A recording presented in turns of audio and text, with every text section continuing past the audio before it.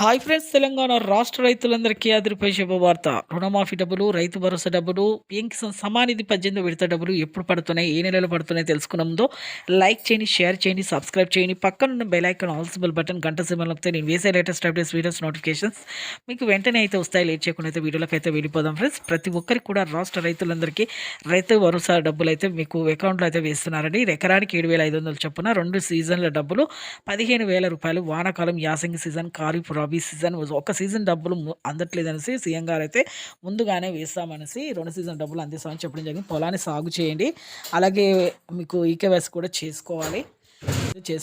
అలాగే 10 నుంచి 20 ఎకరాల వరకు అయితే వేస్తాము. ప్రస్తుతం అయితే 5 నుంచి 10 ఎకరాలు అయితే వేస్తామని చెప్పడం జరిగింది. అలాగే రుణమాఫీ డబ్బులు కూడా మీకు 1,00,000, 1,50,000, 2,00,000 3 విడతలుగా ఎన్నికల మేనిఫెస్టోలో చెప్పిన విధంగా 2,00,000, 2,00,000 పైన ఉన్న వారికి కూడా మాఫీ చేస్తాము. పైన డబ్బులు కట్టిన వారికి 2,00,000 వరకు అయితే మాఫీ చేస్తాము.